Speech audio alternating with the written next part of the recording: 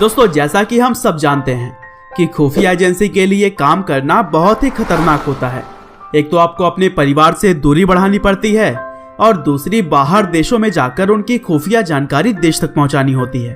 और अगर ऐसा करते हुए कोई एजेंट पकड़ा जाए तो अपने देश की सरकार भी मजबूरन उनसे पल्ला झाड़ लेती है।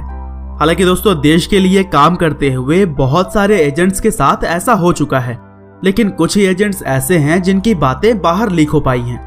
और दोस्तों, आज का वीडियो भी एक ऐसे ही भारतीय जासूस के ऊपर है जो कि देश की सुरक्षा के लिए पाकिस्तान से जुड़ी खुफिया जानकारी मुहैया कराते रहे। और इतना ही नहीं, पाकिस्तान में रहते हुए उन्होंने पाकिस्तान की आर्मी तक ज्वाइन कर ली। जी हाँ दोस्तों, मैं बात कर रहा हूँ भारतीय जासूस रविंद्र कौशिक की, जिनके जिंदगी की कहानी भी किसी फिल्म से कम नहीं है। और उनके साहस को देखते हुए लोग उन्हें ब्लैक टाइगर भी कहते हैं। तो चलिए दोस्तों, देश के लिए जान देने वाले वीर रविंद्र कौशिक की कहानी को हम शुरू से जानते हैं। तो दोस्तों, इस कहानी की शुरुआत होती है 11 अप्रैल 1952 से, जब स्वतंत्र भारत के श्री गंगानगर राजस्थान में रविंद्र कौशिक का जन्म हुआ।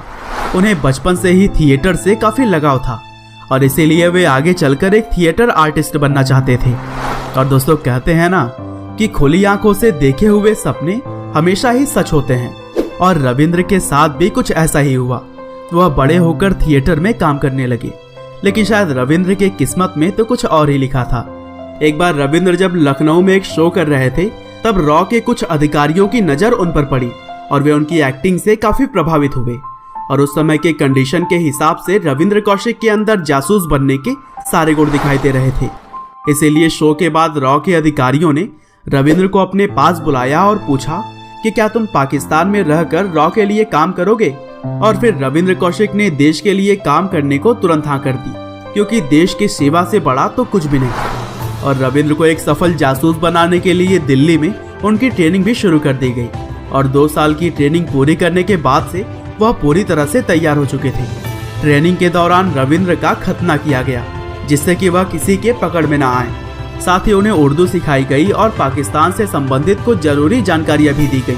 और दोस्तों, दोनों देशों के बोलचाल और रहन सहन में कुछ ज्यादा अंतर न होने की वजह से रविंद्र कौशिक बहुत ही जल्द पाकिस्तान में एडजस्ट हो गए। और जब रविंद्र कौशिक पाकिस्तान गए, तब उनकी उम्र थी करीब 23 साल और वह समय चल रहा था 1975 का। पाकिस्तान जाकर रविंद्र कौशिक ने नबी अहमद शकीर नाम अपनाया और वहाँ की नागरिकता पाने के बाद से उन्होंने एक यूनिवर्सिटी से लॉ की पढ़ाई की। और पढ़ाई पूरी करने के बाद वह पाकिस्तान आर्मी में सिविलियन क्लर्क के तौर पर काम करने लगे। और फिर आगे उन्होंने पाकिस्तान के ही मिलिट्री अकाउंट डिपार्टमेंट में भी काम किया। और फिर इसी बीच उन्होंने पाकिस्तान सेना के लिए काम कर रहे एक दर्जी के लड़की के साथ शादी कर ली, जिसका नाम अमानत था। और अमानत से उन्हें एक लड़का भी हुआ। दोस्तों, अभी तक ये सभी तो हो गई ऊपरी बातें जो कि हम सभी को दिखाई दे रही थी, लेकिन अपने देश के लिए रविंद्र कौशिक शानदार काम किए जा रहे थे और पाकिस्तान की खुफिया जानकारी भारत को मुहैया करा रहे थे।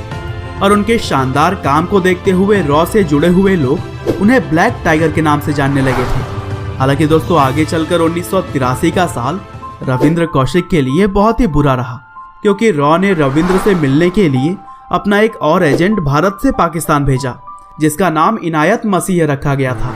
लेकिन इनायत को इस बार पाकिस्तान ने धर दबोचा और फिर उगलवाने के बाद से उसने रविंद्र कौशिक की भी असलियत का पर्दाफाश कर दिया। और फिर रविंद्र कौशिक को भी गिरफ्तार करते हुए करीब 2 सालों तक पाकिस्तान के अलग अलग जेलों में रखा गया। और फिर 1985 में भारत के ब्लैक टाइगर को मौत की सजा सुना दी गई। हालांकि पाकिस्तान के सुप्रीम कोर्ट के दखल के बाद रविंद्र कौशिक की सजा को बदलकर उम्र कैद कर दिया गया।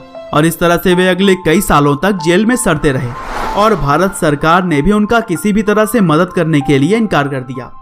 और आखिरकार 2001 में रविंद्र कौशिक ने मुल्तान की न्यू सेंट्रल जेल में अपनी आखिरी सांसें ली। और दोस्तों, कहते हैं कि आखिरी समय में उनकी तबीयत काफी खराब हो गई थी और मृत्यु के बाद से भारत सरकार ने उनका शव लेने से भी इनकार कर दिया। और इस तरह से वतन के लिए अपना सब कुछ लुटाने वाले रविंद्र कौशिक को देश की मिट्टी भी नसीब नहीं हुई। हालांकि दोस्तों, इन सभी मामलों में सरकार की भी कुछ मजबूरियां होती हैं और इन बातों को शायद आप भी जानते ही होंगे। लेकिन दोस्तों, देशभक्ति की भावना से रविंद्र कौशिक की यह कहानी किसी के लिए भी प्रेरणा से कम नहीं है। और जब तक हमारे देश में ब्लैक टाइगर जैसे हीरो पैदा होते रहेंगे, तब तक हमारे देश पर कोई भी मुसीबत नहीं आ सकती। उम्मीद है कि रविंद्र कौशिक की यह कहानी आपको पसंद आई होगी। आपका बहुमूल्य समय देने के लिए बहुत बहुत धन्यवाद।